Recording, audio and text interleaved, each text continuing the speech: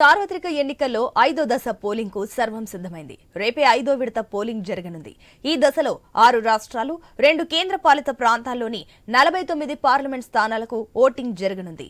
బరిలో 695 మంది అభ్యర్థులు ఉన్నారు.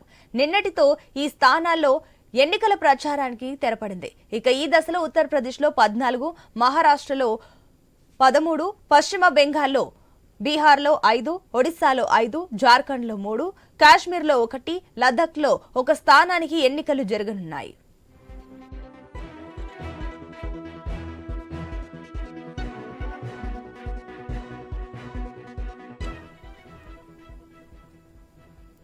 ఇదే దశలో పలు కీలక నేతలు బరిలో ఉన్నారు. రాయ్బరేలీ నుంచి కాంగ్రెస్ అగ్రనేత రాహుల్ గాంధీ, లక్నో నుంచి రాజ్నాథ్ సింగ్, ఉత్తర్ ముంబై నుంచి పీయూష్ గోయల్, అమేథీ నుంచి స్మృతి ఇరానీ, ఫతేహ్పూర్ నుంచి సాధ్వి నిరంజన్ జ్యోతి, బాన్గావ్ నుంచి శాంతన్ ఠాకూర్ తదితర కేంద్ర మంత్రులు ఈ దశలో తమ అదృష్టాన్ని పరీక్షించుకుంటున్నారు.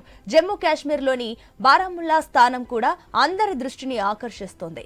ఇక్కడ మాజీ సీఎం, నేషనల్ కాన్ఫరెన్స్ అగ్రనేత ఒమర్ అబ్దుల్లా సహా మొత్తం 22 మంది అభ్యర్థులు బరిలో ఉన్నారు.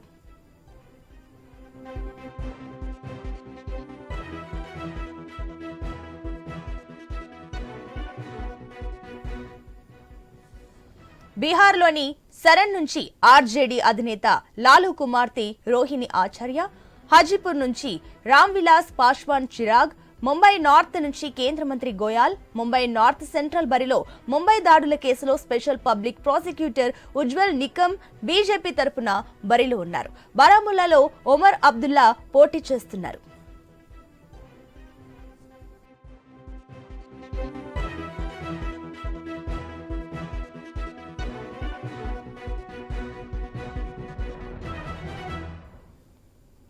పశ్చిమ బెంగాల్లో రేపు 7 లోక్సభ స్థానాల్లో ఓటింగ్ జరగనుంది.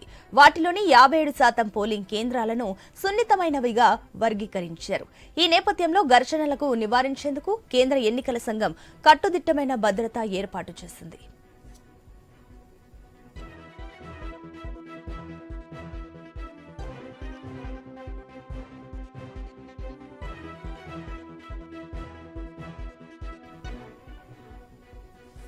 ఐదో విడతలో బీజేపీపై పోరుకు ఇండియా కూటమి పార్టీలపైనే కాంగ్రెస్ ఆధారపడింది.